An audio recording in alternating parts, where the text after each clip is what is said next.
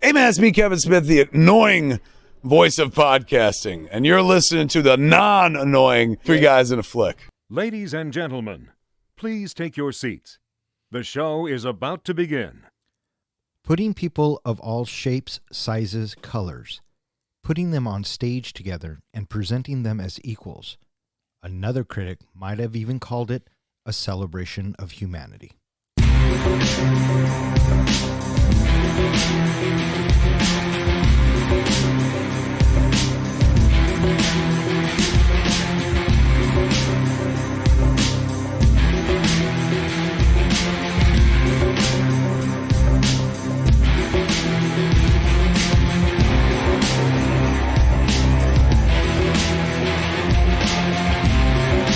Welcome back. You are listening to Three Guys in a Flick. This is where we review the good, the bad, and the absurd.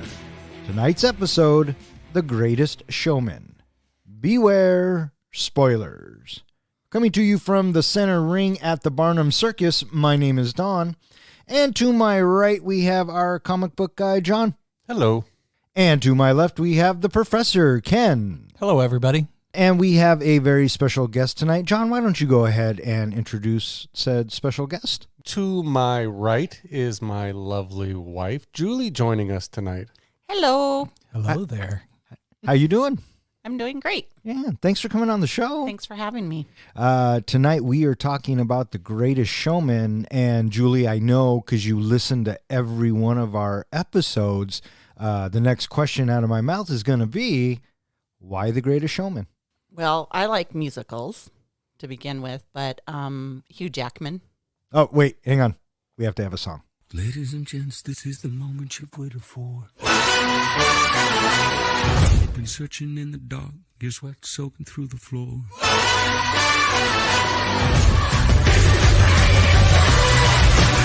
everything you ever want.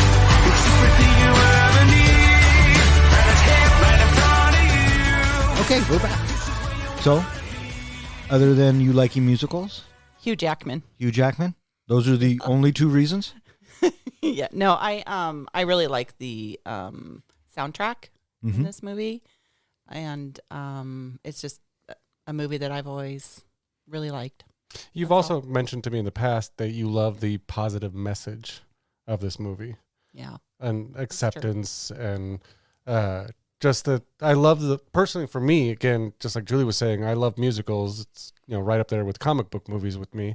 And the idea of acceptance, also the idea that no matter where you are in life, you can always come back from adversity, that you can build yourself back up through, ingenuity and just strength of will. Yeah, interesting. Professor, had you seen this going into it?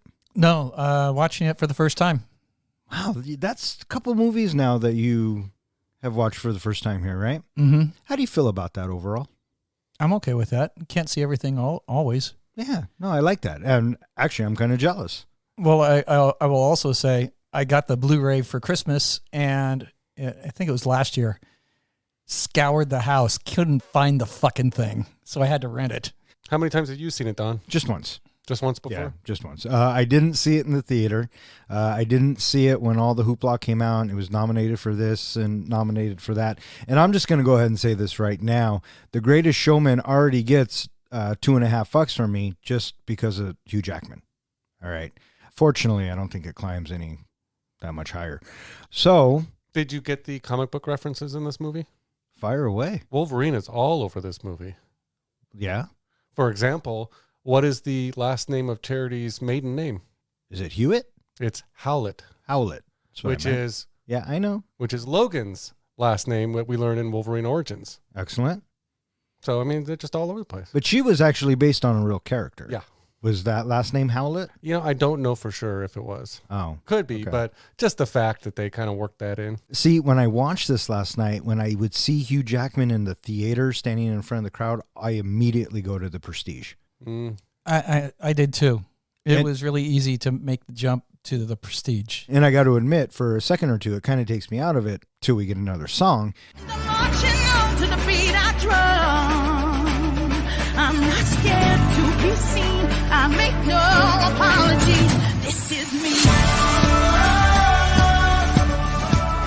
overall, it's a musical. You know what I mean? Well, this was actually Hugh Jackman's third musical movie. I guess he's made Oklahoma, followed by Les Miserables, and then this movie, Greatest Showman. Yeah, who knew that Wolverine could sing? Right? I think he's fantastic as a singer and in musicals. I think he's a dynamic actor all the way around. I think he can do it all. That's You know what I'd what I say. He's a triple threat. I mean, he can do everything. Right. So, do you like any other Hugh Jackman movies? Les Mis. Musical. Another musical? Yeah. I have not seen the comic one, so. And Don, you saw a musical not too long ago, West Side Story. Yeah.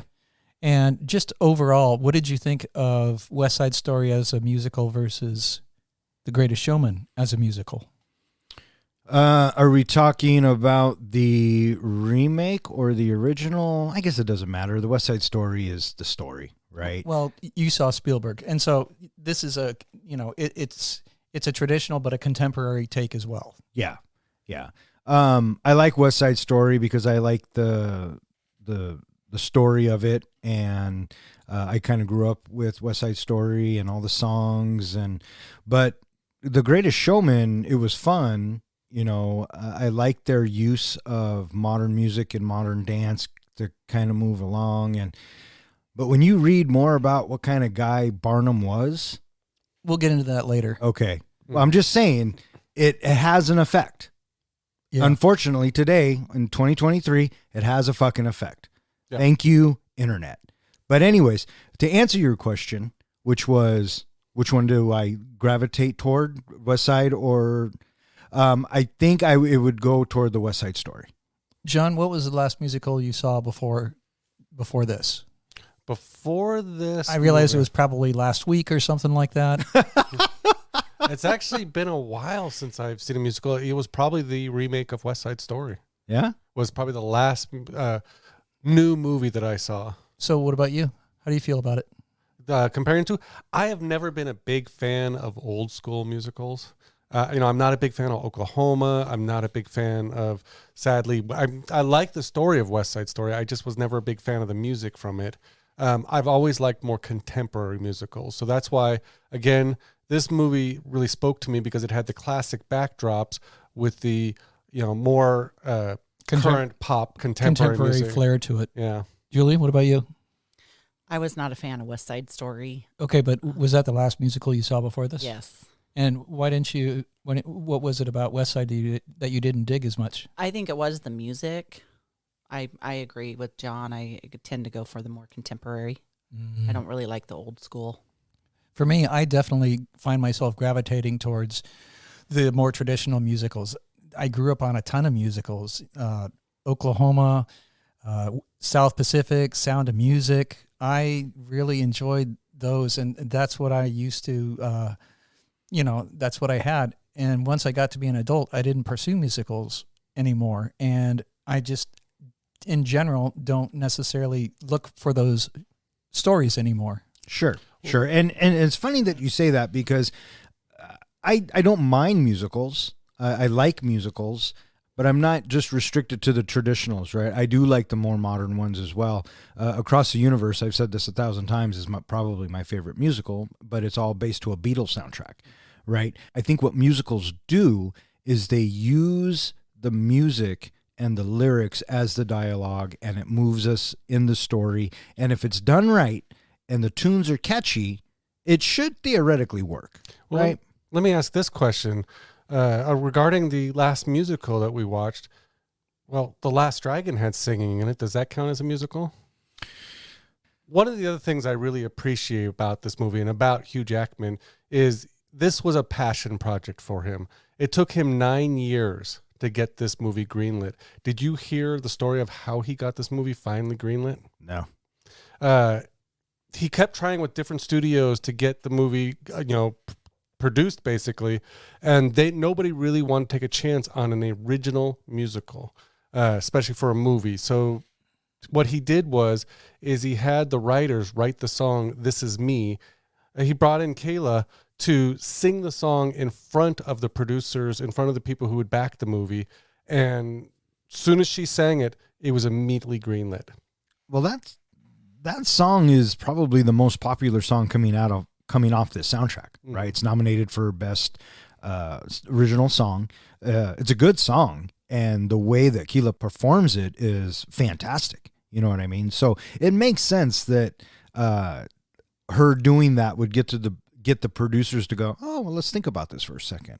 You know, and Jackman, smart as fuck, right? If you watch on YouTube, you can actually see the performance she did that got them greenlit, and she was scared as hell to sing this song in front of them. And at one point, you even see while she's singing it, she reaches out and holds Hugh Jackman's hand just to give her the confidence to get through the song. There's another little nugget of information. The greenlit finally, that meeting that they finally tipped him over to say, okay, we'll go ahead and invest. The writers wrote the song on a 2-hour plane trip out to that meeting. Yeah. When creativity hits, it hits. You know what I mean? So, I mean, it's like, wow, like right before you get there, okay, here's the song. And look what happens. And do you know what those writers are also famous for? What's that? They also wrote the music for La La Land. Oh, yeah. Another Academy Award nominated film. So Bill Condon, he also wrote a couple of screenplays. He did it for Chicago and Dreamgirls. So he has some experience in working with musicals. Oh, sure. Released on December 20th, 2017, The Greatest Showman was directed by Michael Gracie, written by Jenny Bix, and it stars Hugh Jackman, Zac Efron, Michelle Williams, Rebecca Ferguson, Zendaya, Keala Settle, and a bunch of other actors. How'd this movie do, Don? This movie was made for $84 million, and it looks like it brought in $435 million. Cha-ching. Not bad, right? Not bad. I guess when this movie first came out, in its first few weekends, it was number 4, and it only had brought in $9 million. And the journalists who were complaining about how well it was doing called it a flop. Well, joke's on them. Yeah. It stayed in the top 10 for 12 weeks in a row. Yeah, I believe it. Mhm. I remember when it came out. I remember the hoopla about it. Yeah, there was a lot of buzz. Yeah, there was. And the soundtrack became an international success. It was number 1 all across the world. Oh, sure. So, Don, I don't know if you'll find this surprising or not, but Michael Gracie, the director, Yeah. you know what he mostly directs? Music videos. That's exactly right. Music videos, because that's what this movie is one big long series of music videos. And normally I don't mind music videos because I come from the era when you sat down and watched MTV and it was actually music videos on there. But what kind of grated on me a little bit about this film is the song that just kept going and going and going. 'Cause every night I lie in bed, the brightest colors fill my head. A million dreams are keeping me away. It's like the second song of the movie. A Million Dreams or something? Yeah, they sing it when they're little and they're singing it again. And I just felt like they overused that one just a little bit. But what do I know? I think it comes down to if the soundtrack connected with you and if you love the music, you love the movie. If the song started to kind of grate on you a little bit, that's going to affect your enjoyment of the movie. Oh, sure. So we kind of talked about Hugh Jackman and how much we all love Hugh Jackman and how can you not? Well, he had, I guess, did you hear he had skin cancer? Yeah. During this, on his nose, to the point where the doctors told him not to sing during the movie, during the filming. And he decided, okay, he wouldn't sing. He would, have it dubbed later, except for the final, like that bar scene where he sings in the bar with his family. Yeah. He decided he had to sing that song. And I didn't see it. I looked for it in the movie, but they say during the filming, you could noticeably see blood coming down his nose because he wanted to sing that song so bad. Well, I didn't even know to look. So there you go. What'd you guys think of Mr. Zac Efron? He was surprisingly good. You know what? I don't give a fuck what anybody says. I like me some Zac Efron. Okay? He did the whole High School Musical thing, blah, blah, blah, whatever. But I think he gets out. Have you seen Baywatch? No. He has great comedic timing. Neighbors. Nope.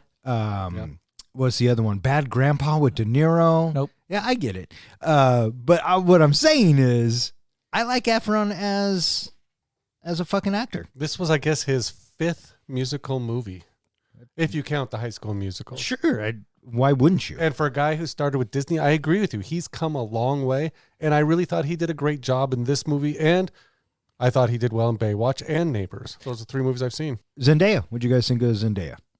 She was good. I was impressed with her dancing. Yeah, absolutely. She was great, and she did a lot of her own stunts. Mm-hmm. You know, I love me some Zendaya. In fact, the first time I saw this movie, I don't think I even made the connection that was Zendaya in this movie because, you know, I'd already seen Spider-Man and all that kind of stuff. It didn't connect me. And then I realized, oh my God, that is her. So I've kind of tried to watch a lot of her things. In fact, Euphoria, I love that show. Have you ever watched Euphoria? No. Oh, it's a great series. And she does amazing in that series, playing, you know, a drug addict, you know, kind of trying to get through rehab and everything. It's an amazing show. Interesting. I think she's a fantastic actress. And I think she's going to go a long way. What'd you think of Zendaya? I thought she was fantastic. I've watched her since she was on the Disney show Shake It Up because, for the record, my daughter loved that show, and so we had to watch it. And being the dad that I am, we watched Shake It Up. So anyways, I've always thought that she's really talented. And now that she's grown up and has done feature films, I think she can be a star. I really enjoyed her in Dune. I enjoy her as MJ in the Marvel Cinematic Universe. I do want to check out the Euphoria because I hear that is a really good show. But I'm a fan. What did you guys think of the performers? I thought they were very well cast.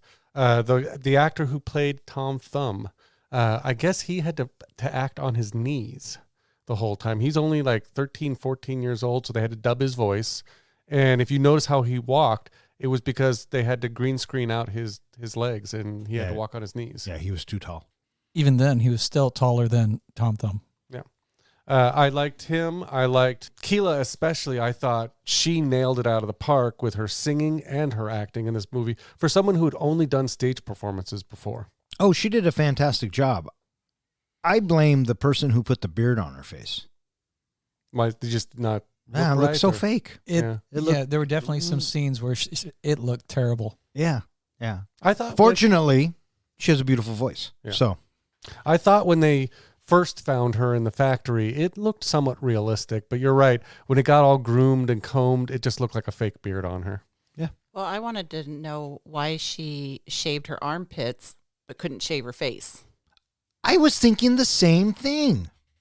What do you guys think of Barnum not being a really good guy in real life?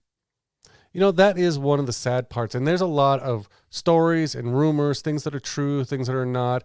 You know, the story is that he actually owned a slave when he first started out. That's one of the really negative things, is he had a woman that he claimed was 165 years old, and that was had known George Washington or something like that. And he got around the whole slave idea because he technically rented her from the people that supposedly owned her. And he got a lot of bad press for it. And he deservedly so, you know, kind of making money off of showing her around. But eventually, I don't know if you know this, but after the circus and everything, he ran for Congress and fought slavery and was one of the helpers who helped abolish slavery. So can you really make up for sins in the past with stuff you do in the future? Now, he did do a lot of other kind of little scams and things like that, but you also have to think about the life he came from, where he, you know, a lot of the stuff that they portrayed in the movie, father dying, living on the street, having nothing to eat, having to steal just to eat, things like that, that actually did happen to him. So it was kind of you know, his life was based off the circumstance of what was happening to him. Yeah, well, I mean, that happens to a lot of people. Mm-hmm. So, what about you? The stigmatism lingered throughout the movie, and no matter how glossy and rosy and cheerful and happy and tranquil he seems to be with his children and his wife and such, I thought, but that wasn't you in real life, because you were only about you, and you were only about making money, and you were very cruel to everybody around you and all the animals. He ushered in a level of cruelty to animals that has stayed with the industry in general when it comes to traveling circuses and such. Mm-hmm. And he is somebody that is not a good person. And I thought about that all the way through the movie. Yeah. It was on my mind too. What about you? I didn't know he was a bad person until researching this after seeing it a few times. So you just want to say, thanks, John. Thanks for having me come on and make me research and totally shit in my Wheaties. 100%. Hey, guys, do you know what time it is? Tell us. It's trivia time. In our continuing pursuit to crown the master of movie trivia, I have prepared a series of questions related to today's movie. Please wait until I finish each question before answering. Number 1. Is everybody ready? I'm playing today too. I don't think anyone asked. Yes, Julie, we are ready. What does the T stand for in P.T. Barnum? Taylor. Bingo. Number 2. Where was Barnum's American Museum located? Manhattan. New York City. Manhattan, New York. So we'll give you each a half a point. Still half a point lower than me. Who is known as the Swedish Nightingale? Jenny Lynn. That goes to John. I'm going to have to say collusion on that one, but we'll get into that later. Go on. What does P.T. Barnum give as collateral to secure his loan at the bank? 12 ships. The sunken ships at the bottom of the ocean. Was it 6 of them? Sunken ships in the South Sea is all I wrote. What did you say? 12 ships. 12 ships. I think you It give has it to be sunken ships. Why? Because they were sunken. But were they still Because ships? They were worthless. But were they still ships? Well, That's my point. ships Is it float. just so a ship that's not in water is not a ship? No. Because it's not floating. No. What is it? It's a That's what I trailer. fucking thought. An RV. All Yeah. right, so you're giving Ken that? No, you're Oh. you're You're the judge. you're the judge. I'm just making a case. He's just bitching about everything. All right. Okay, well, I'll give that to Ken. How many tickets do they sell after handing out flyers all day? 3. Wow, that's a 3-way tie. 3-way. You beat me by half a second. What is the bearded lady's name in the movie? Letty. Good Yeah, job. Damn it. That goes to Ken. What percent does PT and Philip Carlyle finally agree on in order to become partners? 50. 10%. 50 at the end of the movie. 50-50. No, that's not what she asked though. That's not what I asked. Then So it was Ken got that. 10. Okay, the last question. Where does Barnum first meet Jenny Lind? At her house. At the Queen Jenny. reception. At the The Queen. Queen's in London That's with correct. Queen Elizabeth. Victoria. Queen Victoria. That's correct. Buckingham Palace. So let's see. Adding these up, I think we have a 3-way tie. She said 3-way. As a child, P.T. Barnum and his tailor father, Philo, work for the Howlett family. Barnum falls for the Howlett's daughter, Charity. When Charity attends finishing school, she and Barnum write to each other until reunited as adults. They eventually marry and raise 2 daughters, Caroline and Helen, in New York City. They live a humble life, and though Charity is happy, Barnum craves more. Barnum loses his shipping clerk job when the company goes bankrupt due to a typhoon that sank all the firm's cargo vessels. He later secures a bank loan, deceptively using his former employer's lost ships as collateral. He opens Barnum's American Museum in downtown Manhattan, which features various wax figures. Ticket sales are slow, so Caroline and Helen suggest showcasing something alive. Barnum adds freak performers such as bearded lady Letty Lutz and a dwarf man Charles Stratton. This garners higher attendance but also protests and poor reviews from well-known critic James Gordon Bennett. I don't know which version you guys watched, but did it open on the 1970s looking 20th Century Fox logo? Just like Star Wars, the old days? Mm-hmm. Yeah. I thought that was kind of cool. Yeah. And then it turns black and white, and we get the opening to this movie. You kind of get that musical opening. What did you think of that first performance? The song is catchy. I like Hugh Jackman. And right off the bat, this tells you what kind of musical we are getting. You know what I mean? Everything is modernized.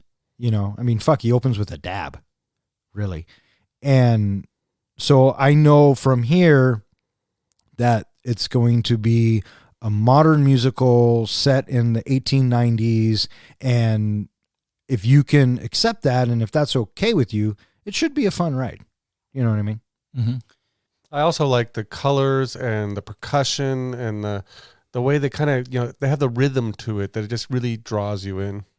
It's one of my most favorite scenes from the movie because it just really draws you in. I thought it was so clever how they used the audience, stomping their feet for the kind of beat of the music. Mm-hmm. Sir? Came across as a music video. Right. I do like, too, how, he does the whole thing. It almost seems like a dream sequence that then transitions to him as a child. And I thought that was a kind of a clever way. The whole pacing of this movie worked for me. Yeah. So that song ends, or so we think, and we now get to meet Phineas as a child. What did you guys think of the whole him being young, the Taylor father, the forbidden romance, all the way to him coming back? Because it's all, again, one song, and it's Professor, it's a music video. What do you guys think of this bit? Well, again, I liked the pacing. We didn't need a lot of extra story to figure out that, he comes from a poor family. He works with his father, who's a tailor. The separation between the low class and the highbrow. There's obviously the mistreatment of that. We didn't need the whole prolonged his father dies kind of storyline. He's on the street. You get it all real quick in the first 5 minutes of this movie. I just thought it was just busy establishing. This is why he grows up to be the person that he is. He's always craving more. He's always wanting to have more than what he has. Right. Did you guys catch throughout some of these scenes, you could kind of see some of the previous Barnum scams and other things that he had done in the backgrounds of different scenes? No. When they get through the whole dance thing, and he grows up and he marries his wife Charity, and they get to the apartment. In the background in that apartment is a bunch of signs up against the wall. All of those signs represented different things that he had tried to do to make money. The example was a sign that said lottery, which is what Barnum had actually run for a few years trying to make money. It was one of his gambles that he had done. Oh, I didn't know that. Me neither. And so we are introduced to Michelle Williams, who plays Charity. What do you guys think of Michelle? She was very sweet. I liked her. I liked her voice, and I liked her dancing. I thought the chemistry between Hugh and her worked really well. It worked for me. I believed him. Huh. You? Nah, not so much. Never been a real big Michelle Williams fan. No offense, Miss Williams. She just comes across as cardboard. What else was she in? Venom, Manchester by the Sea. Okay. She's been in a lot of stuff. Yeah. And she just kind of comes across as plain to me. And maybe I'm just a dick. I don't know. Based on those 100%. Based on those other two, I totally hear what you're saying about that. Yeah, she's never stood out in my mind before either. But yeah, I thought she was pleasant in this. Yeah. Excellent. I just thought she fit the role as a person who's born into the highbrow, the upper class, who doesn't really care about any of it, just wants a happy life with a husband and children and all that. And that's all she wants. And I thought it just worked. The look on her face and the, as you kind of called her, the plainness of her really worked in this role. Yeah. I guess it helps to be white in 1890. Well, that too. Wasn't it like the 1840s? I don't know. I saw 1890s somewhere, so that's what I'm going with. Okay. Barnum passed away in 1881.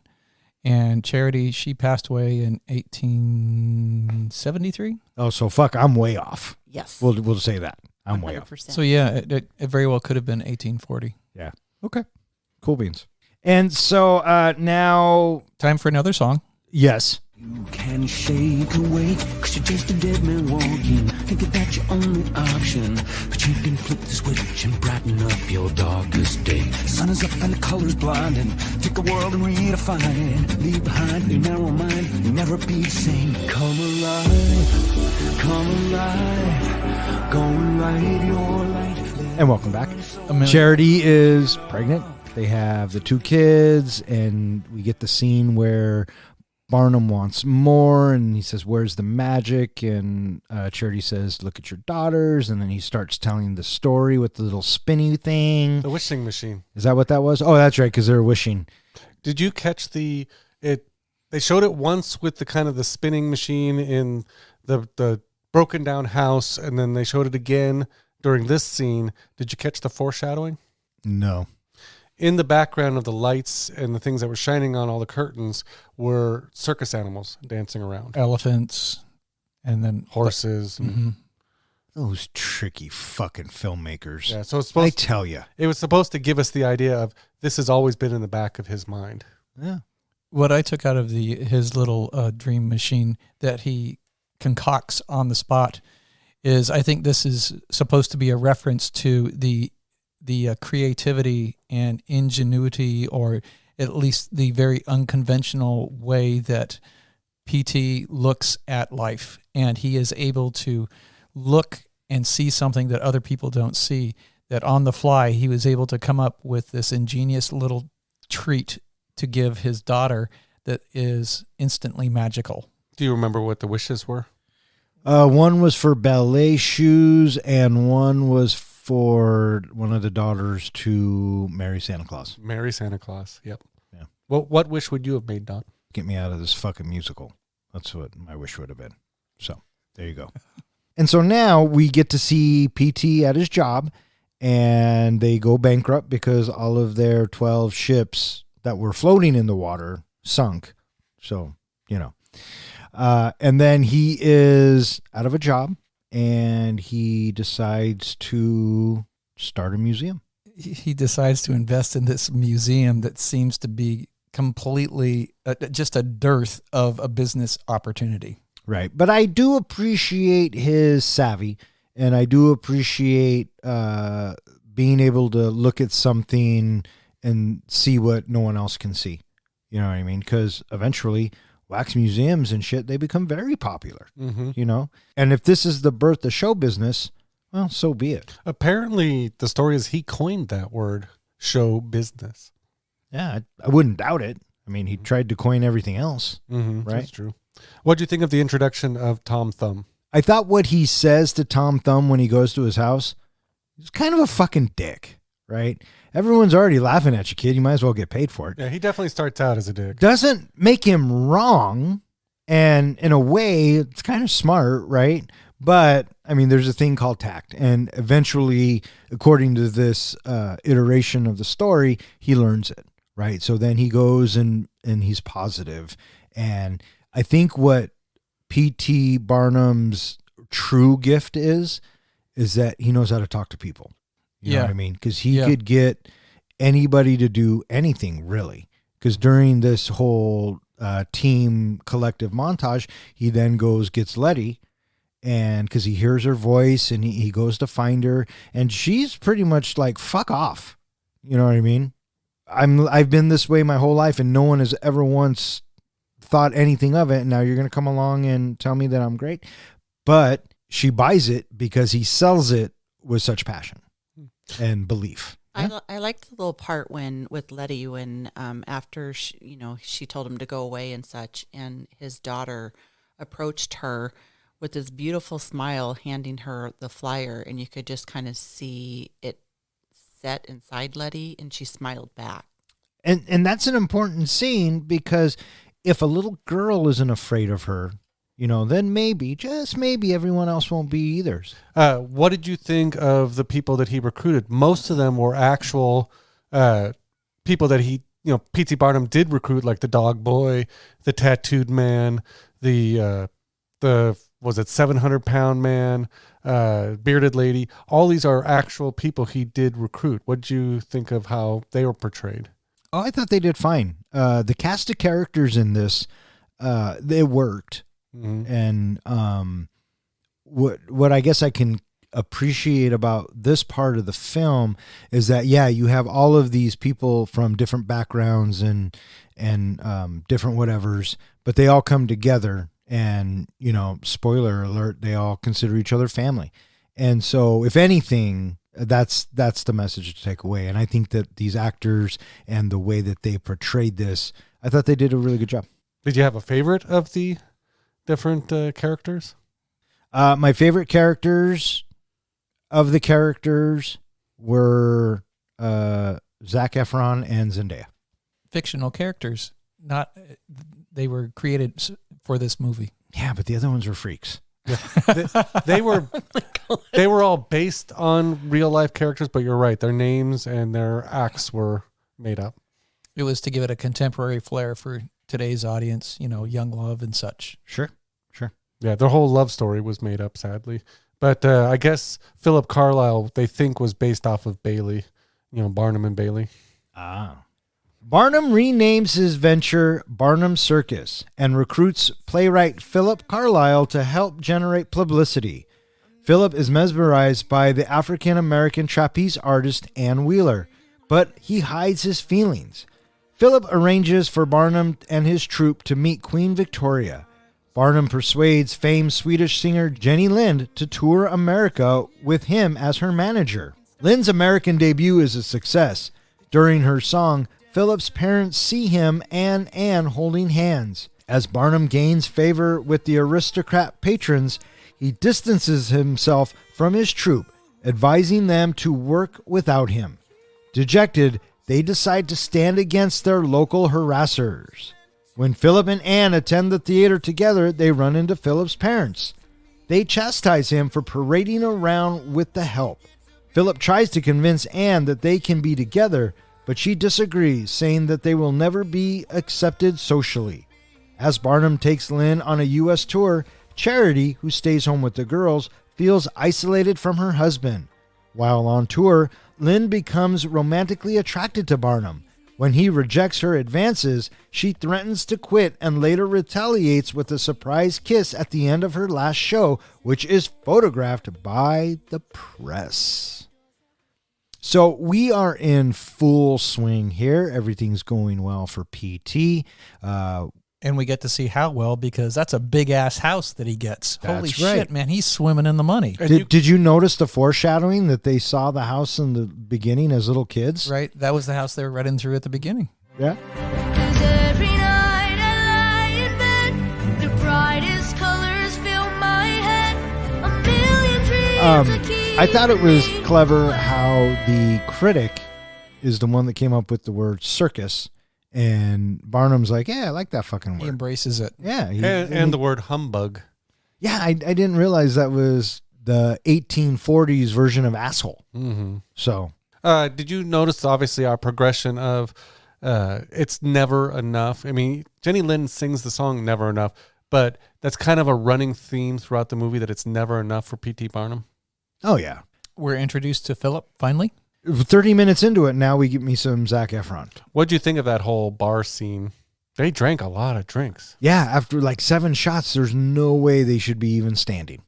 You know what I mean? I thought it was fine. I thought that they complemented each other well. I remember thinking to myself, fuck, another song. But it's a musical. I don't know why I was surprised, right? What'd you guys think of this? It was my favorite scene. Really? Yep. Hands down. Why? The choreography of it, the inclusion of the bartender, he very smartly moved the glasses and the bottles around, and the way he moved in and out of frame. What about you? I loved it. I was confused though. Did he buy that bar? Who? PT? Barnum. Did he own the bar? Did he own the bar? Since there's nobody else in there? That, and doesn't he come back to that bar and there's pictures of his family Yeah. on the wall? I was confused. I tried looking it up to see if that's what they were trying to say in the movie or if the real life P.T. Barnum had ever owned a bar. And no, he never owned a bar. So who knows? Maybe the bar was just, he was such a big spender there, or he was the only one who ever came to that bar. That's why maybe they put his pictures up on the wall. That's kind of what I was thinking. You know, like if you go to a famous pizza parlor in New York, you'll have pictures of all the celebrities that have ever been there. Yeah. This might be the first instance of that ever happening. You know what I mean? Because Barnum was famous. And you're right. The picture of his family was there. And then, but there are also pictures of the performers and kind of everything else that had gone along. So, But overall, Who you knows? like that scene? I did like it. I loved it when the bartender lined up all the glasses and just in one swoop with the alcohol and filled all the Shot glasses. yeah. I thought that was fantastic. What about you? This was another scene that if you go onto YouTube, you can watch the making of. And one of the things I love and appreciate about this is everything you're seeing, especially with the sound matching the rhythm and all that of the glasses and the drinks. That was all done. I mean, that was all almost like one take that they filmed all of this, doing these scenes. And this was probably maybe what I thought was the second best choreographed, dance and music kind of in this movie. I wouldn't say it's my favorite music number, but comes really close. Yeah. And so now things are starting to come together, and Zac Efron's character is going to join for 10%. And, Jackman is now kind of training him to take over to be the ringmaster, or at least that's what his hopes are. And during this whole process, We meet Anne. you could tell that there's an immediate attraction there. And I think the only real chemistry I bought in this entire film was Zac Efron and Zendaya. Same. And it's no offense to the other characters. I just didn't buy the chemistry between Jackman and Williams. Same. And that's my own opinion of what I felt about the two characters. I definitely felt that because there was not chemistry between husband and wife. Right. But I did buy the chemistry between these two. Right. I like the whole motif of them, especially with, the slowing down and making eye contact and the idea throughout that they continue on, which is kind of a forbidden love. I really like that. I thought that was a touching story to kind of add in. Yeah. What about you, Jules? I didn't really buy it. And I think it was mainly knowing that the times, in 1840, it just was just no way that could ever happen. But yet they're You suspend but belief yet of other things? yeah, but yet Yes. you buy the music or the choreography? In the This is true. 1840s. This is true. But I just didn't feel it with those two. I felt it better with Jackman and Williams than Really? So Yeah. completely opposite of Dawn. completely opposite. And me. Yeah, well. Yeah. What'd you think of the whole them going to meet the queen? I thought it was funny. I thought it was, good for them, good for the performers. Zendaya stands up and says, "Are we all invited?" And then Zac Efron says, "Well, if we're not all going to go, then none of us are going to go." So, coming in and as the knight in shining armor. But overall as the scene, I thought it was fine because it needs to propel the story along, right? He's already somewhat of a success. We've already had 28 songs and we're only 7 minutes into this movie. So I think that the natural progression and basically how it happened in history, I guess. Whatever. Well, not exactly. First things that I wanted to look up, it seemed awfully weird to take the entire circus troupe out to meet the queen. It would have been in between a 30 and 60 day probably boat trip just to get to England. The second thing is in history, in real life, P.T. Barnum only took Tom Thumb. He did not take the whole circus crew. Well, I hate to burst your bubble, buddy, but in real life, these songs didn't exist. This type of music didn't exist, No. and neither did the dancing. No. So let's suspend our Mhm. disbelief. And I'm shocked that's coming from you. Well, I'm just saying, if you want to know historically accurate, I'm not saying it's a bad thing. I still like the way this scene happened. I thought that it was humorous. I was, this went to show the idea in the movie of Barnum accepting them and even bringing them, even though it kind of also shows at the same time he made them come in costume. And immediately when he saw the next big thing, he kind of moved on. Oh, So yeah. Again, you're getting a feel for him. This scene definitely was put in there to introduce Jenny Lynn and show us that Barnum can turn on the drop of a hat. You know what I mean? The whole idea of seeing Jenny Lynn, she's the next big thing that he can legitimize himself with. Sure. And I got to admit, this bit of the movie kind of felt long to me. From here until the whole Jenny Lynn thing is wrapped up. What did you guys think of the whole Jenny Lynn bit? Did you guys like her as a character? What did you think of Rebecca Ferguson? Did you guys like it? It was adequate. I mean, I understood why she was there because that was a basic part of his story arc, and I get it. And so I didn't mind, but I understand what you're saying, how it started kind of sort of to pull the movie to a slower pace. I loved it.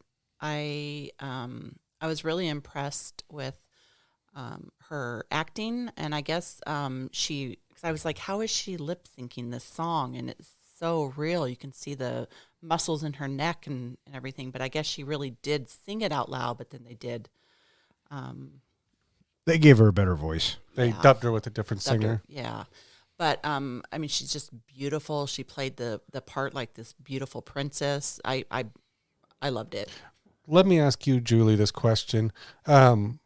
You are very anti anybody who cheats in a movie or cheats in real life, or it's very negative to you. Like, if an actor in real life cheats, you won't see that actor in movies. You won't support them in any way. This movie does hint, obviously Jenny Lynn, she makes a pass at P.T. Barnum. He shoots it down. In history, we don't know what really happened. I don't think from the sound of it, it didn't really happen, but they kind of portrayed. Do you think that P.T. Barnum kind of led her on a little bit, or do you think that she was reading way too much into it? I took it that she was reading way too much into it. He was so into his wife and so into his children that I just felt like she was too far into it. Mm-hmm. Did you have a thought on that, Don? Well, I'm not going to say that he was completely innocent. I mean, during those songs and him getting emotional, I mean, it could have very easily been taken the wrong way. You know what I mean? Well, it certainly alluded to it initially when he's listening to her sing for the first time, that he has this look of awe on his face, and then bing, right at to Charity, and she's like, oh no. Oh, yeah. Yeah, I mean, Charity sees it. Yeah, it was definitely alluded to in the story. Yeah. And whether or not he did in real life, whatever, who fucking cares? Same. What I like about this bit is that he doesn't. Apparently, in real life, that is one of the things that bankrupted P.T. Barnum, is when Jenny Lind quit the tour. He had already prepaid for so many things that it was one of the things that destroyed him, that and the fire of the circus. Yeah, and so she gets all pissed off that he doesn't accept her advance, and she goes out on stage. She does one last song with them being together before he leaves, and then she kisses him on stage. Yeah. And naturally, all the people are there to fucking take pictures. You realize we've skipped over like 3 songs. Oh, for fuck's sakes. Only 3? Mm-hmm. And I bet one of those songs is probably my favorite scene in the movie. I bet you're right. So I would not take that bet. So can you tell me, Professor, what you think my favorite scene of this movie is? I'm willing to guess that it's the This Is Me song. No. I would guess that it is the Rewrite the Stars performance between Never Zendaya and Zac Efron. That would be correct. I think that it's the moment between the two of them. It's just the two of them, and they are expressing how they feel about each other in song, which I appreciate. But I like the high flying and the spinning around and just the whole look of it. You know what I mean? This Is Me, or this is, what's the name of the song? This Is Me. Great song. Good moment, very uplifting. The rest of the songs, okay. I had to ask myself at one point, did Fall Out Boy write the soundtrack for this? Because a lot of them sound like Fall Out Boy songs. I wouldn't disagree with that. So, anyways. But I agree with you. I really like the Rewrite the Stars song. That is what I was alluding to earlier as probably my favorite performance of this whole movie, in that both Philip and Anne, the actors, they did their own stunts for that scene. That's all them. That's not stand-ins or anything else. They had to learn to do all of those circus type spins and performances and people pulling them up on ropes. It's another thing on YouTube. You can actually watch the making of it, and it's very impressive. And it's amazing that neither one of them got hurt during the filming of any of it. Yeah. You bring up the song "This Is Me." That's the one that was nominated for the Academy Award but lost to the movie Coco. Did you like that song? Did it feel like one of the things I love about it is it's a very empowering song and can speak to a lot of different circumstances. That wasn't though your favorite, Don? My favorite song? Or favorite song of the movie, yeah. No, I like the opening song. If I had to pick my favorite song of the movie, it's the opening one. Million Dreams. No, God, no. Wasn't that the opening? No. I thought it went. The Greatest Showman opened. Yeah, that one I like. Right. The Greatest Show. Million Dreams is a million minutes too long. Every night I lie in bed, the brightest colors fill my head, a million dreams keeping me away. You know what I mean? This Is Me is a good song. Rewrite the Stars is a good song, but I think that my favorite scene is the Rewrite the Stars. Professor, do you have any thoughts on This Is Me or Rewrite the Stars? Or For This Is Me, I saw a music video several years ago put on by the Tamika Dance Club. It's a Japanese high school dance club. And they did a choreographed video to this song. Fucking kicks ass. And I got to say, hands down, it is, in my opinion, way better than the movie version. The editing, the styling, the passion, the energy that this video has is great. And I've watched the video a couple of times over the years. And so when it came to the this moment and the movie is played and I get to watch This Is Me, it's like, you know what? That's good, but I like the other one better because I happened to see it first, I think. I'd say, so it might have been different if you'd seen this first. That's what I think. Okay. I absolutely love this song. I have it on my playlist. I play it in the car. Shocker. It just gets me in the feels because, every girl in their life has been, knocked down or didn't feel they were good enough. And that song just is so empowering that you can't help but feel it in your bones. Right on.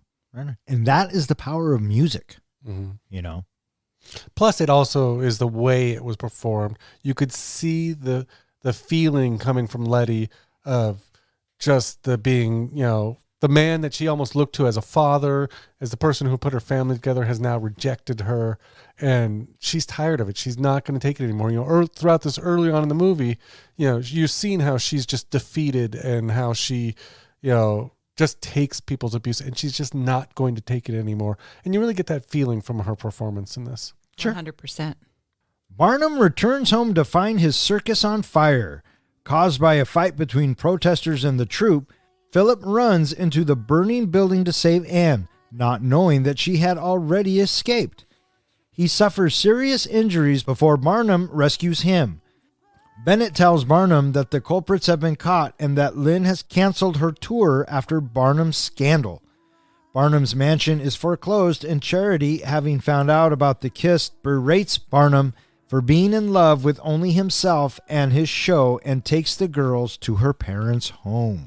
Devastated, Barnum retreats to a local bar. His troupe finds him there and says that despite their disappointments, they still consider themselves a family. Inspired, he resolves to build a new show and not let ambition rule him. Philip awakens in the hospital with Anne by his side, while Barnum and Charity reconcile. So, yeah, he leaves the tour with Lynn. He wants to go home. And as he's coming home, during one of the shows, there were some assholes. Of course, you have to have assholes. This world would not be what it is without the assholes. Starting some shit. And the troupe's like, fuck that. You can't come and talk shit to us without us not doing anything. So a big fight breaks out. And naturally, one of the assholes burns down the circus. One of the big things that this movie was trying to convey which I don't know if it always succeeded, but it was trying to show, again, the differences between the lower class and the upper class, as well as the way that society sees people and judges people. And you're with these assholes that you're talking about who burn down, they're representative of just the societal hate of anything different, of anything that they don't see that fits in. And you really get that impression from them. Now, I kept thinking every time I saw them when they kind of did the montages of, PT with Jenny Lind and then going back to show the circus and then going back and forth, you'd always see them in the crowd yelling. I kept thinking, well, are they buying tickets to the show? Well, if they are, joke's on them, right? Exactly. Yeah. That was during the tightrope montage. What tightrope montage? That's the name of the song, Tightrope. What's happening during the scene? Just going back and forth, I think. We get to see how lonely... Jenny Lind, or Charity sings it. Michelle Williams sings the song. Yeah. When she's dancing in the house. That's probably why I don't remember it. So he gets back to just in time as he gets off the train to find out that his circus is burning down, which again is something that I guess that happened in real life. I thought the timing was awfully nice on that. Oh, yeah. Perfect timing, as per usual. Musical timing is what I call that. Mm-hmm. So he gets there just in time to watch his circus burn down, and Philip is gravely injured. Well, he runs in because he thinks Anne's in the fire, but what, does she come out of a back door? yeah, she comes around from the side. Anyway, Philip runs in. Then, of course, Barnum has to run in after Philip, and we see the whole thing collapse, which is supposed to give us an indication of, oh no, now they've both died, but we know. Never once in a million years did I think either of them were going to die. I did appreciate the look on the little girls' faces. I thought they did an okay job of portraying, the fear and the sadness. Well, there you go. What did you think? Was somebody going to die in this fire? No, I knew that nobody would die in the fire. I thought it was interesting in my research of this that to find out that the set really did burn, and they lost I think it was $300,000 with all of the lighting equipment and whatnot. But they were able to. They left the film rolling, so they got a lot of clues on how the fire looked and how it would be, so that they could dub that in. I thought that was kind of interesting. Yeah, there were 5 off-duty firefighters on set, and they were able to contain the fire until the fire department showed up, and they decided to keep the cameras rolling because they wanted to use that footage to recreate their fire for the movie later on. Yeah, well, it was a spectacular fire. Mm-hmm. So it burns down, and next day we have Bennett show up as he's sitting there picking through the rubble. Right, and they share a drink, and they kind of come to terms. Mm-hmm. You know what I mean? Bennett really reveals to him that Jenny Lind has left the tour because he says, well, I can rebuild it by taking from the profits that, early from the profits of the Jenny Lind tour. And he's like, you didn't hear, she quit. And then he shows him the newspaper ad of them kissing, the article. And he realizes, oh shit, my wife's going to leave me for over this. So he goes running to try to get with his wife. And she does. She leaves. Oh, and the house has been foreclosed on. Nice. Yeah, because he mortgaged it for the Jenny Lind tour without telling her. What are you going to do? While this is going on, we find out that Philip isn't dead and that Anne was with him the whole time. And then when Philip wakes up, Anne goes in and kisses him right away, right? I was thinking, wouldn't that have fucking hurt? Because wasn't his face all burnt and bruised from the fire? But wouldn't it be worth it? You pose an interesting question. Now, wait, is that from Zendaya or from anyone? Well, I don't know. Zac Efron actually said that was his favorite all-time kiss that he's ever had in a movie. I thought it was the one at the end. Oh, it could be the one at the end, but he said kissing Zendaya was the all-time best kiss he's ever had. But he also said the same thing about Baywatch and Dwayne Johnson. Well, come on. It's The Rock, man. What do you think of the coming to terms scene with P.T. Barnum in the bar? And the ensemble showing up. They all show up, and his first thing is, the money is gone. I got nothing. And all they express to him is, we want our family back. Yeah, it was very predictable, and the sentiment is there, and it's sweet, and it does tug at your heartstrings. I thought, for me personally, this was probably the best emotional output in a performance that we got from him. You could actually, the way he started, very quiet, very slow, and kind of built it up to, ready to, revitalize and re-energize to get his family back and get everything back.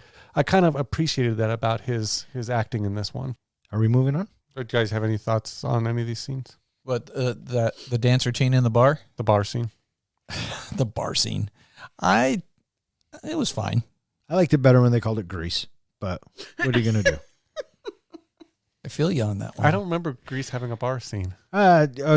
Take the bar out and put in the white Grease Lightning car. I thought you were going to say the car workshop. Yeah.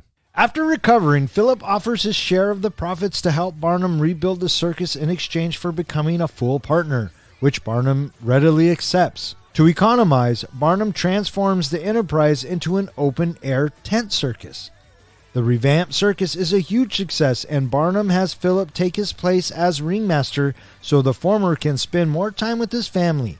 Barnum leaves the circus early and arrives on an elephant to attend Caroline and Helen's ballet recital. The movie ends with a quote from P.T. Barnum that reads, "The noblest art is that of making others happy." Roll credits. One comment you made earlier, Don, was you didn't know if he ever got control of his ambition, if he was always seeking more. And I felt like during that bar scene where he talked about knowing what he really wanted and finding what he really wanted, this is the pledge he made to his wife when he went back and he sang to her and all that, was that there was now a final point of his ambition, which was he just wanted to be a father and a good husband. And that was the whole idea of him passing the reins to Philip at the end, was he was now going to be just a father and a good husband. Yeah. Professor, any thoughts about how the movie wrapped up? I was surprised that it went to such a happy ending where he's just going to be all rainbows and unicorns with his family. Of course it was going to be a happy ending. It's Disney. It's Hugh Jackman, and you're talking about The Greatest Showman. There was no doubt in my mind that it was going to be a full-on happy ending. What I kind of questioned was, where was that elephant going after he got off? Do they have elephant valet parking? Maybe he was going to give his wife and children a ride home on the elephant. That's a pretty big car. That was a big fucking elephant. He could have just tied it to a hydrant. Yeah, maybe. No, he just got off and ran in. I thought, what are you doing with the elephant? Well, it's not like you can't find a giant elephant later. Wow. As it's tearing through town. There wasn't even anybody there to take the reins. And how did he get up there? That looked like a very big fucking elephant. Like, more so than usual. No? Just me? Yeah. I'm the only one that wondered? And this is the only thing that really sparked your belief system throughout the movie? Yep.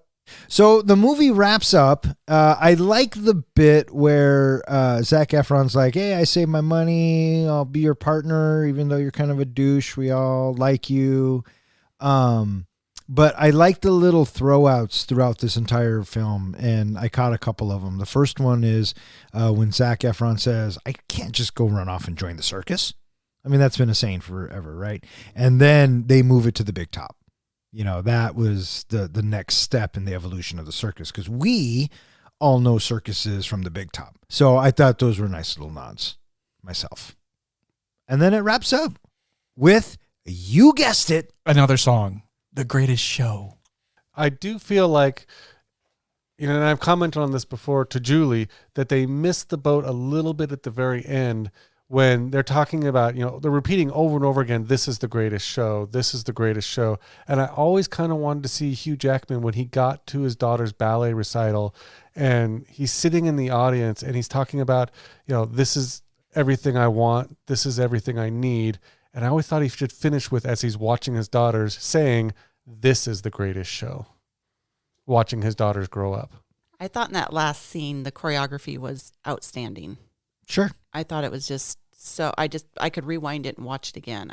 You really got to see all of the characters or the, freaks, and see them all where you really could study them. And I thought it was fantastic. Yeah, it's giving us the circus experience that we have come to know from our childhood, right? You have the performing animals, you have the flaming hoops, all that jazz in the tent.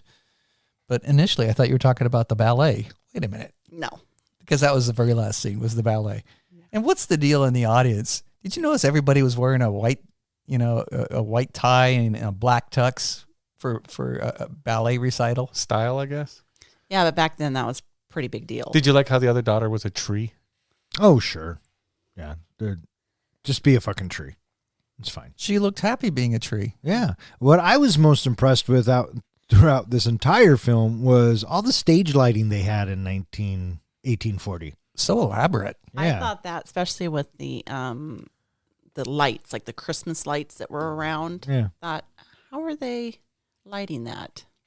Good question. Well, it looked like when they showed Barnum's house, they must have had power of some sort because he had electric lights in the house. No, those were gas lights. Well, when she was dancing, I thought when she was dancing through the hallways, the lights looked electric. You say they were gas? Mm-hmm. Okay. And that was The Greatest Showman.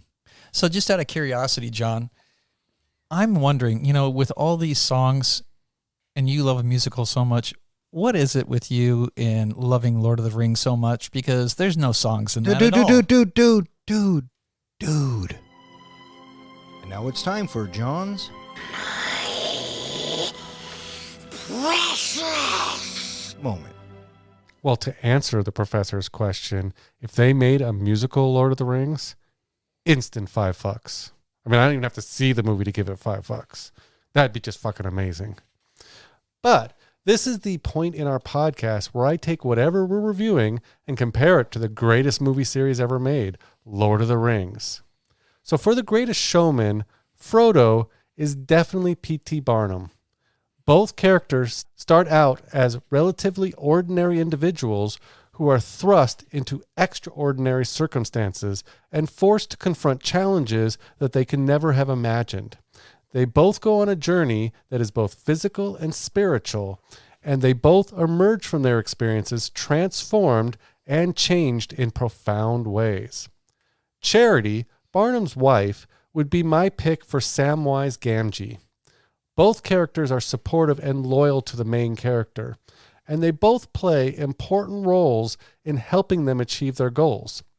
They both are able to see the good in their friends and encourage them to keep going even when things get tough. Philip Carlyle, he's my pick for Boromir. In The Greatest Showman, the elite are portrayed as looking down on those below them. In Lord of the Rings, Boromir starts out looking down on the rest of the Fellowship, especially the hobbits. He doesn't trust them and feels he knows better, but by the end, he redeems himself by sacrificing his life to protect Frodo. Similarly, Carlyle comes from the upper crust. At first, he looks down on Barnum and takes the deal as a business venture only. But he eventually comes to understand and love Barnum's vision, sacrificing his other life for his new family and the greater good. The greater good. Philip also has many Aragorn qualities. He's a prince, possibly a future king in his family, but gave it up to follow his dreams. His innate charm draws the performers to follow his lead, and he genuinely cares about them, even willing to put his life on the line when needed, especially when he runs in to try to save Anne. Legolas, in The Greatest Showman, would be Anne Wheeler. Like Legolas, Anne is a skilled performer who is graceful and elegant and captivating to watch. She's also an outsider, initially rejected by others because of her race. And like Legolas, Anne is drawn to Aragorn, our Philip. The best comparison for Gimli would be Tom Thumb. Like Gimli, Tom is small in stature but fierce in battle, often surprising his opponents with his tenacity. And like Gimli, he's fiercely loyal to Barnum as well as the other performers. P.T. Barnum would also be my pick for Gandalf. Like Gandalf, Barnum is charismatic and an influential figure who inspires others to follow him and believe in his vision. He is also a master showman and a spectacle, using his creativity and ingenuity to create experiences and captivate and delight audiences. much like Gandalf uses his wisdom and magic to inspire and protect the people of Middle-earth. Merry and Pippin, my picks for them would be Caroline and Hunter, Barnum's young daughters. Initially, they are portrayed as innocent and naive characters drawn into a larger adventure. They later serve as a source of inspiration for their father and the other performers, much like Merry and Pippin evolve throughout the series and become important members of the Fellowship.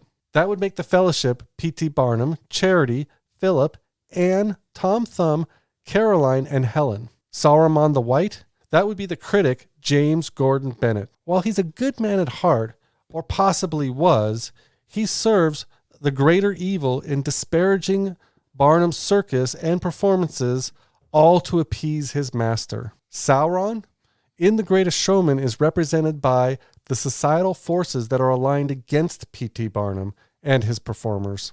Throughout the movie, Barnum and his troupe face opposition from a variety of sources, including wealthy elites and a violent mob. These forces represent a larger societal pressure to conform to established norms and reject anything that seems unconventional or non-traditional. Like Sauron in Lord of the Rings, society tries to make Barnum bend to its will and conform to their standards. So what is the precious? What is the one ring? In The Greatest Showman, the ring is represented by ambition. It's what drives Barnum on his journey throughout the movie. It's also what corrupts him as his ambition gets too big and out of control. His ambition almost costs him everything. Early on, it's Charity who helps Barnum control the influences of his ambition. But later, even she can't overcome the corrupting influence that ambition has on him. It's not until he himself overcomes his own ambition that he's able to reclaim his life and cast off its dark influences. I'd say his Mount Doom moment came when he handed his hat to Philip at the end of the movie and chose his family over his ambition. And there you have it, my comparison between The Greatest Showman and Lord of the Rings. Bring on the grades. So he takes the ambition, which is the ring, and he gives it to someone else. So basically, he's not destroying it. He's just providing more mayhem and evil to someone else. He's casting it off. I disagree. He did not give his ambition. He basically let go of his ambition. By giving that hat off, he was basically saying, I don't need anything more than what I have. Okay. Jules, I am curious to know. You know nothing about Lord of the Rings. What'd you think of all that? It's just gibberish. I believe if I looked over at her, I think she was on her phone during the whole time. Well, then she also gave a couple of looks that were priceless that we'll just keep here. What do you got, Professor? Well, gibberish aside, you have the basics that are there, that are always there, and that's your baseline. And I am perplexed about having the dual roles, Sam, Gandalf, Boromir, Aragorn. It's like, do they get to share or not? I don't know. The rest of it's got to be pretty strong for me to have that. And so pretty much the linchpin was going to end up having to be, what is the ring? What is the precious? And I think that it was correctly put to say that the ambition is the ring that he is trying to rid himself of. And once he eventually hands off the top hat, as John points out, I think that that's a rather symbolic gesture of him casting off his ambition. And so because of that, I'm going to give this a B-. B- from the Professor. I'm going to agree with the ring bit, but I'm going to also say that I don't mind when he combines the characters. I think that's a good use of them. And I think that it's a different take than just one for one is what we normally get. So I like to see him do that. I'm going to give you, good sir, a B. Can I say one thing without losing a grade? And that was John's precious moment. All right, what do you guys think? You guys ready to rate this flick? I'm ready to rate this flick. John, you ready to rate this flick? I think I could be talked into rating it. I'm not going to sing it. Julie, are you ready to rate this flick? I'm ready to rate this flick.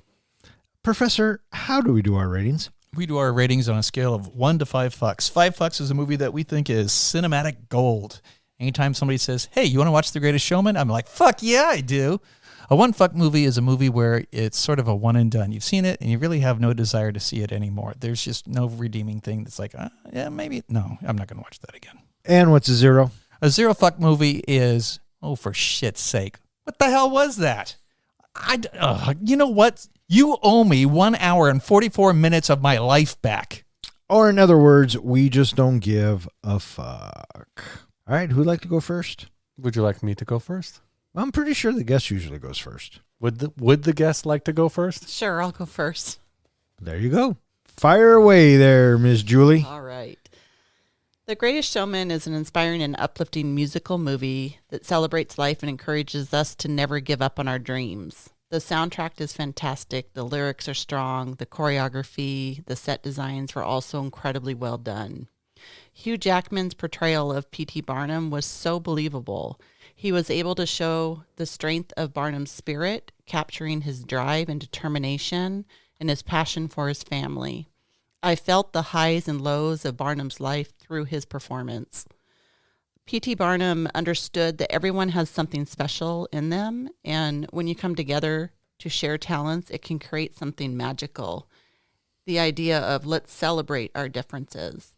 This movie really told the story that no matter what anyone tells you, with enough hard work and determination, you can achieve great things. I can watch this movie over and over again without getting bored.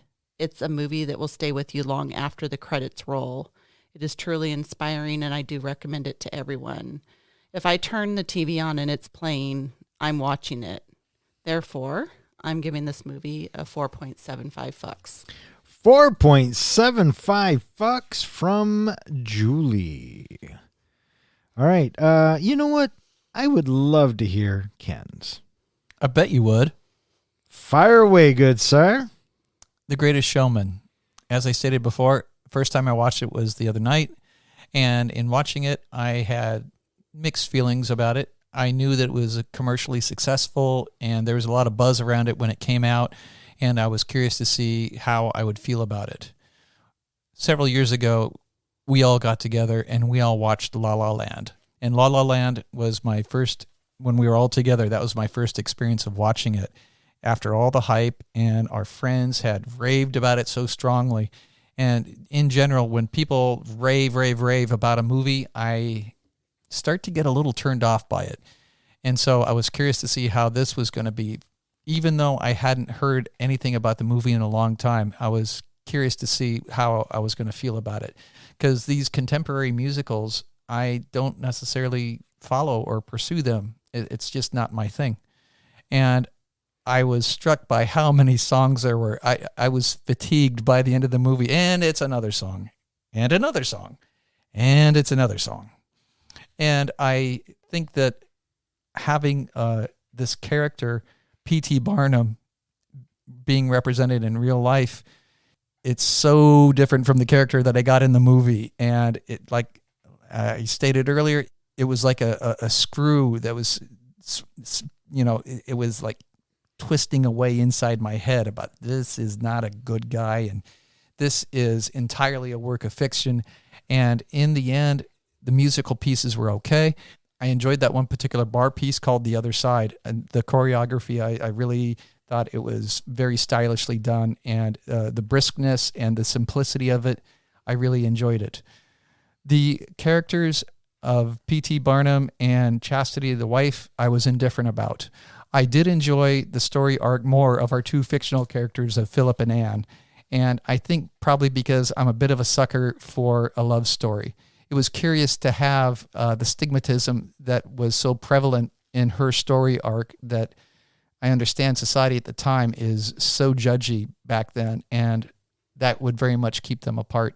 But that was the more endearing story arc that I enjoyed over P.T. Barnum and his wife. And so in the end, when I looked at the movie after I was all done, it's like, all right, that was okay. And so because it's something that I don't necessarily pursue for musicals in general, it's a 2.5 fuck movie. 2.5 fucks from the professor. So right there in the middle. Huh? Mm-hmm. All right, there, tough guy, you or me? I don't know what that means. Would you like me to go first, or would you like to go? But I asked you that same question. Well, then I will go. All right. Holy shit, Julie, he made a fucking decision. Listeners, just so you see it, his wife has a look of astonishment on her face. I'm helping you out, bud. All I can say is 100%. You going to predict? Yeah. Are you going to predict my score before I give it? All right. So I think that you love this movie, as you have said. However, I do think that maybe, just maybe, we got in your head a little bit. So I think you are going to give The Greatest Showman 4.5 fucks. Is that your final answer? That's my final answer. Okay. Ladies and gentlemen, all gather round for a cinematographic gem that will truly astound. The Greatest Showman is a feast for the eyes, with music and dance that is an engaging surprise.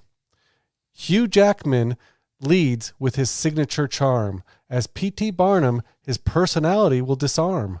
With dreams to create a circus of wonders, the heart of this movie hits you like thunder. The songs are catchy, the lyrics profound, the choreography us definitely will astound. The aerial acrobatics to fire-breathing thrills, The Greatest Showman is a spectacle that fulfills. With a message of inclusion and unbreakable acceptance, the movie delivers with unbridled exuberance. For lovers of musicals, both young and old, of musical movies, this one is almost cinematic gold. My rating, 4.5 fucks. Bam. 4.5 fucks from the comic book guy. You go next. Thank you. I will.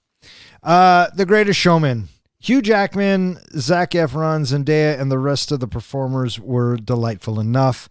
Michelle Williams, okay. The songs were catchy. I liked a lot of the songs until they all started to sound like the same song. Now, to my defense, they could have been the same song and I just didn't know. But, overall as a musical, the story was pretty simple. Rags to riches, story of the American dream, or what we think is the American dream. And, okay, Barnum was a douche in real life, but who wasn't, or who hasn't been? You know what I mean? What I think Jackman does is try to take the essence, and I think he does a good job. As far as musicals go, like I said, it kind of drug just a little bit for me, but it doesn't take away the fact that I thought Zac Efron and Zendaya did a great job, and I really dig that scene of them together and the rewrite the stars bit. Probably my favorite scene of the movie. Other than that, it was kind of a paint by numbers. I do like when musicals use modern dance and modern beats and modern music to old timey subjects. I think it translates really well, and The Greatest Showman did that. And like I said earlier, just for having Hugh Jackman in it, you get 2.5 fucks automatically from me. So overall, as a film, I'm giving The Greatest Showman 3 solid fucks. Oh, did you call that? I called that. Nice. Why didn't you say something? 3.0 Dawn. Yeah. Look at that. Yeah. That's what I was thinking too. Were you? Mm-hmm. Yeah. You came in a lot lower than I thought. I thought you'd go at least 3. But I hear you. So with 4.5 fucks from the comic book guy, 2.5 fucks from the professor, and 3 fucks from yours truly, that gives The Greatest Showman an average of 3.3 fucks, which ties it in the 19th spot with Big and Mallrats. It is slightly better than, oh, for fuck's sakes.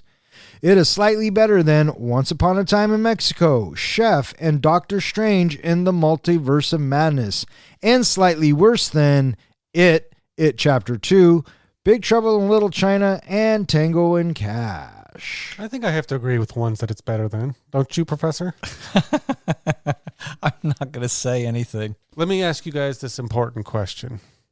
You're on an island and you have to choose between 2 musicals of which one you're going to watch. Greatest Showman or Moulin Rouge? Which one are you going to watch? shoot me. Just drowned you on that Yeah, island? just drown me. I'm done. Put a fork in me. Professor? I'm taking a high dive off that cliff. Yeah, we're done. So there you go. That's how much we think of your movies. You're going to feed yourself to the shark? Yeah, absolutely. Then have to sit through Nicole Kidman trying to sing an Elton John song? That was the worst movie. It's the second worst movie ever made. What's the first? Moulin Rouge was. Blazing Saddles. Oh, interesting. Yeah. But Very interesting. Moulin Rouge would have been the worst, but I did like the costumes and the set design. Well, there you go. All right, that is going to wrap it up for this episode of Three Guys in a Flick. If you would like to know which movie we are going to be reviewing next, please check out our website.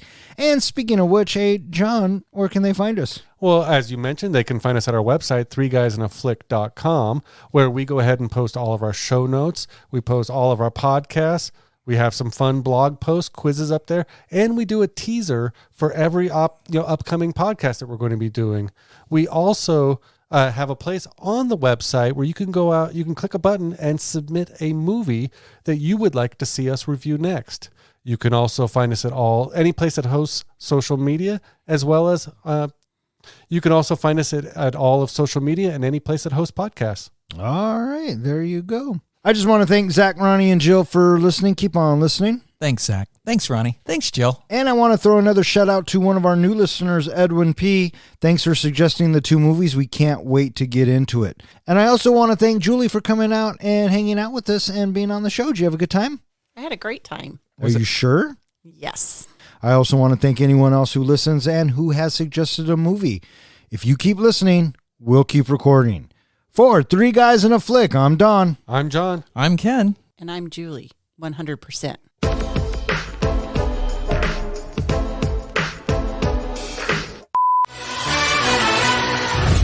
Ladies and gents, this is the moment you've waited for. You've been searching in the dark. Released on... God damn it, Julie! 100%. It was very important that PT exploited his daughter in order to manipulate the bearded lady to get her to do what he wanted her to do to make a buck. Don? Excellent. What'd you think? Didn't I already answer that? I thought you started with the professor. No, I don't think you answered it. God damn it. It was good. Nice try, Weasel. Yes, John, I have a favorite scene of this film. The end? That's good.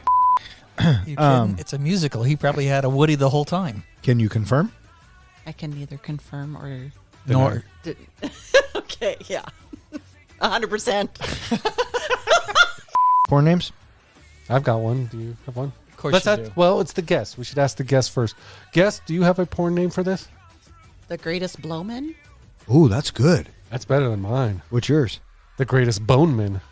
Oh, that's also kind of... I like Blowman, but Boneman's not bad. I was just going to say the Greatest Porn Man. Professor, what is your choice? The Greatest Showman. You know, he's a shower, The greatest not a grower. Oh, my God. I don't remember the song. I do, and I'm not going to say it, so... Oh, my God. I can't remember what song it was. Oh, everybody wake up Everybody. Yep. That's what mute sounds like, people. Oh, for fuck's sakes. Get me out of here, Professor. All right. Fuck off. Good night.